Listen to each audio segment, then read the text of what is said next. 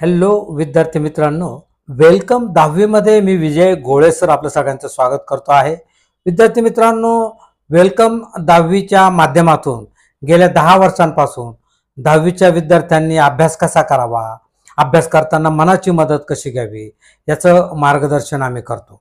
आजच्या या व्हिडिओत देखील एकदा वाचलेलं लक्षात कसं ठेवावं 5 अशा महत्त्वाच्या ट्रिक्स मी तुम्हाला सांगणार आहेत। 10वीत आल्यानंतर ज्यावेळेस तुम्ही पहिल्यांदा धडे वाचतात तेव्हा तुम्हाला ते आवडतात, समजतात देखील, परंतु 2-3 महिन्यांनी जेव्हा परीक्षा येते आणि तुम्ही तेच धडे पाहू लागतात तेव्हा तुम्हाला आश्चर्य वाटतं, अरे आपण हा धडा वाचला होता की नाही याची शंका तुम्हाला यायला लागते।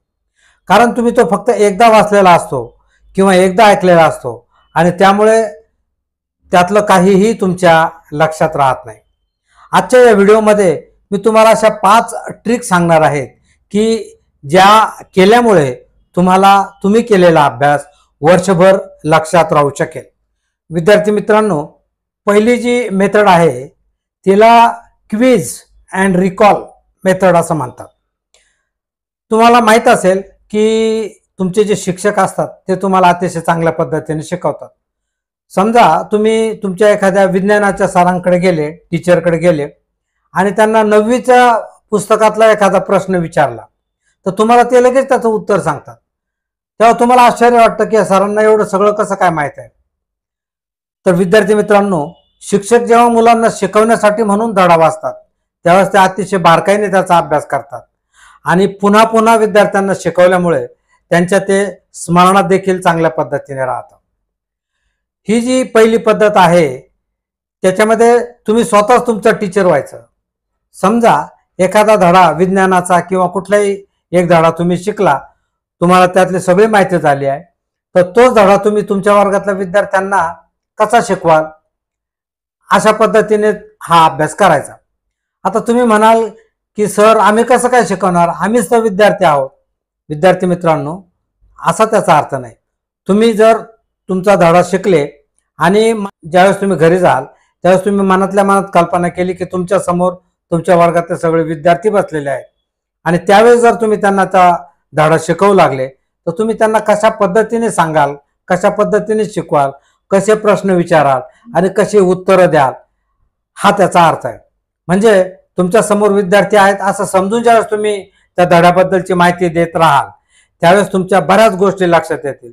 तुम्ही प्रश्न विचाराल, तुम्हीच त्याची उत्तरं द्याल, ही उत्तरं चूक आहेत की बरोबर आहेत हे तुम्हाला समजेल। त्याचप्रमाणे शिक्षक कसे प्रश्न विचारतात तशा पद्धतीने तुम्ही प्रश्न विचारा। अशा पद्धतीने जो अभ्यास केला जातो तो अतिशय चांगला आपल्या लक्षात राहतो असा अनुभव आहे। त्यामुळे तुम्ही स्वतः तुमचे टीचर व्हा अशी ही पहिली अभ्यास करण्याची मेथड आहे। विद्यार्थी मित्रांनो, दुसरी जी मेथड आहे तिला स्लीप अँड रिकॉल असं म्हणतात। म्हणजे झोपेत देखील तुम्हाला अभ्यास करता येईल ही ती पद्धत आहे। विद्यार्थी मित्रांनो, आपल्याला माहित आहे की आपलं हे जे मन आहे हे अतिशय शक्तिशाली असतं। तुम्ही झोपताना जो विचार करता तोच विचार रात्रभर तुमच्या मनामध्ये असतो। समजा तुम्ही रात्री एखादा व्हिडिओ पाहिला, हॉररचा व्हिडिओ पाहिला, तर रात्री तुम्हाला भयानक स्वप्न पडतात। मनाच्या या गुणधर्माचा आपण आपल्या अभ्यासासाठी उपयोग करून घेऊ शकतो। समजा संध्याकाळी तुम्ही अभ्यास वगैरे केलेला आहे आणि झोपण्याच्या आधी तुम्ही जी तुमची एक नोट्स आहे ती अगदी काळजीपूर्वक वाचा आणि त्यानंतर तुम्ही झोपून जा। त्याच्यामुळे काय होईल की तुम्ही ज्यावेळेस झोपाल त्यावेळेस तुमचं मन त्याच्यावर विचार करेल आणि अतिशय चांगल्या पद्धतीने तुमचा अभ्यास होईल, तुमच्या लक्षात राहील। आता सकाळी उठल्यानंतर पहिलं काम जे करायचं तर एक कोरा पेपर घ्यायचा आणि काल आपण त्या पेजवर काय काय वाचलं, कोणते कोणते मुद्दे वाचले, पहिल्यांदा कोणता मुद्दा वाचला, दुसऱ्यांदा कोणता वाचला, तिसऱ्यांदा कोणता वाचला, अशा पद्धतीने ते सगळे मुद्दे जे आहेत त्याचे फक्त पॉइंट एका कोऱ्या कागदावर लिहायचे। विद्यार्थी मित्रांनो, रिव्हिजन म्हणजे पूर्णपणे पुन्हा एकदा अभ्यास करणं असा त्याचा अर्थ होत नाही। तर रिव्हिजन म्हणजे न पाहता त्या लेसन मध्ये, त्या पाठामध्ये काय शिकवलेलं आहे याची आठवण करणं, याला रिव्हिजन किंवा रिकॉल असं म्हणतात। विद्यार्थी मित्रांनो, मी तुम्हाला आता 2 पद्धतीने अभ्यास करायची ट्रिक सांगितलेली आहे। एक म्हणजे क्विज अँड रिकॉल आणि दुसरे म्हणजे स्लीप अँड रिकॉल। पहिल्या पद्धतीत तुम्ही शिक्षकांसारखं शिकवण्याचा जर प्रयत्न केला तर तुमच्या अनेक पॉइंट लक्षात राहतील आणि दुसरी पद्धत म्हणजे झोपण्यापूर्वी जर तुम्ही तुमचा अभ्यास केला, तुम्हाला जे पाहिजे लक्षात ठेवायचं आहे ते जर वाचलं तर ते तुमच्या अतिशय चांगल्या पद्धतीने लक्षात राहू शकतं आणि सकाळी ज्यावेळेस तुम्ही ते नोट कराल तेव्हा तुमच्या लक्षात येईल की आपला हा अभ्यास अतिशय चांगल्या पद्धतीने झालेला आहे. विद्यार्थी मित्रांनो, अभ्यासाला तुम्ही ज्यावेळेस बसाल त्यावेळेस तुमचं जे अभ्यास करण्याचं ठिकाण आहे, ज्या ठिकाणी तुम्ही अभ्यास करतात ते वातावरण अभ्यासाला पूरक कसं होईल हे ठेवणं ही तुमची जबाबदारी आहे. म्हणजे घरातला एखादा कोपरा जरी असेल जिथं तुमचे टेबल खुर्ची आहे त्या ठिकाणी तुम्ही बसून अभ्यास करू शकतात. अभ्यासाला अगदी अमुकच ठिकाण पाहिजे असं नाही. आपण पाहिलेलं आहे की अगदी झोपडपट्टीत राहणारे मुलं देखील चांगला अभ्यास करतात आणि 90% पेक्षा जास्त मार्क्स मिळवतात. यामध्ये आपण किती एकाग्र होतो, आपण किती मनापासून अभ्यास करतो हे महत्वाचं असतं. तर तुमच्या घरात तुम्ही ज्या ठिकाणी अभ्यास कराल त्या ठिकाणी तुम्हाला डिस्ट्रॅक्शन म्हणजे अडथळा येईल अशा कोणत्याही गोष्टी ठेवू नका. सगळ्यात महत्वाचं म्हणजे मोबाईल तुमच्या जवळ अजिबात ठेवू नका. विद्यार्थी मित्रांनो, हे काही दिवस आहे की जेव्हा तुम्ही जर मोबाईल पासून दूर राहिलात, मोबाईलचं आकर्षण जर तुम्ही थोडंसं दूर केलं तर तुमचं जीवन घडणार आहे.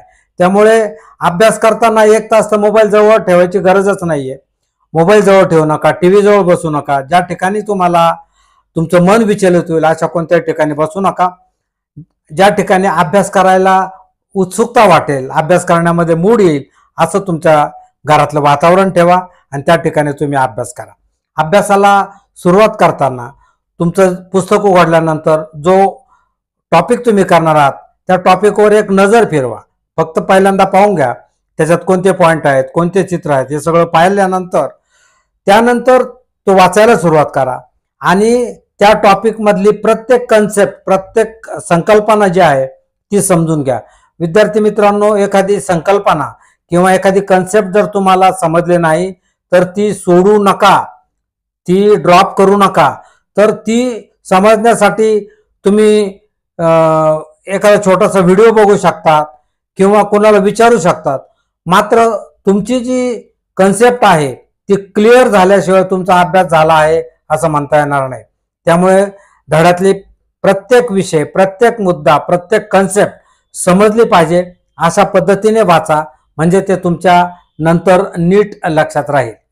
विद्यार्थी मित्रांनो, अभ्यास लक्षात ठेवण्यासाठी होमवर्क हे फार आपल्याला मदत करू शकतं. परंतु अनेक विद्यार्थ्यांना होमवर्क म्हणजे टाइमपास असा वाटतो आणि त्यामुळे ते होमवर्ककडे लक्ष देत नाही.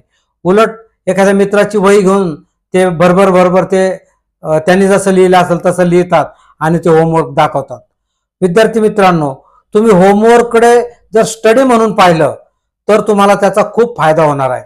म्हणजे प्रत्येक होमवर्क म्हणजे तुमचा प्रोजेक्ट वगैरेचा भाग सोडून द्या, पण ज्या ठिकाणी अभ्यास करणं गरजेचं आहे त्या ठिकाणी तुम्ही अभ्यास करा.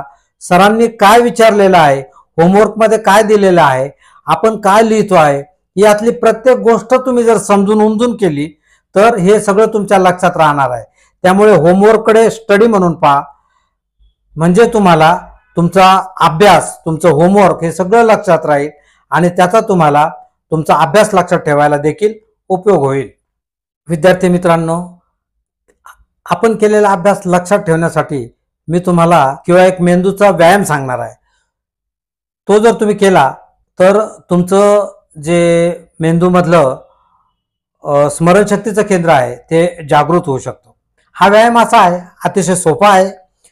ते म्हणजे तुम्ही जर नेहमी उजव्या हाताने लिहित असाल तर डाव्या हाताने देखील लिहिण्याचा प्रयत्न करा. तुम्ही ज्यावेळेस असा प्रयत्न करतात त्यावेळेस आपल्या मेंदूमधलं, आपल्या स्मरणशक्तीचं तो सक्रिय होतो आणि त्यामुळे तुम्ही जो जो अभ्यास करता तो तुमच्या बारकाईने लक्षात राहतो. तुम्ही जर डाव्या हाताने लिहित असाल तर काही वेळ उजव्या हाताने लिहिण्याचा प्रयत्न केला, यामुळे देखील आपलं हे केंद्र सक्रिय होतं. आणि आता सगळ्यात शेवटचा पॉइंट म्हणजे मोबाईल पासून दूर राहा. तुमचे आई वडील, तुमचे शिक्षक सगळेच तुम्हाला सांगतात. हल्ली विद्यार्थ्यांचा वेळ वाया घालवणारं सगळ्यात मोठं साधन म्हणजे मोबाईल आहे. विद्यार्थी मित्रांनो, 10वीचं हे वर्ष पुन्हा तुम्हाला ही संधी मिळणार नाही. यात जर तुम्ही अभ्यास केला, हे काही दिवस जर तुम्ही नीट अभ्यास केला तर तुम्हाला तुमचं जीवन घडवता येईल. तुम्हाला आयुष्यामध्ये जे पाहिजे आहे ते मिळू शकेल. आणि ज्यावेळेस तुम्ही चांगल्या पद्धतीने शिकाल, चांगले उद्योजक बनाल, चांगले करिअर तुम्ही कराल, त्यावेळेस तुम्हाला भरपूर वेळ मोबाईल पाहण्यासाठी मिळणार आहे. मात्र आता जर मोबाईल पाहिला तर पुढे आयुष्यभर कष्ट करण्याशिवाय पर्याय राहणार नाही. त्यामुळे आता अभ्यासाचे जोपर्यंत दिवस आहे तोपर्यंत मोबाईल पासून दूर राहा. विद्यार्थी मित्रांनो, तुम्हाला हा व्हिडिओ आवडला असेल तर आपल्या एका मित्राला तो जरूर पाठवा.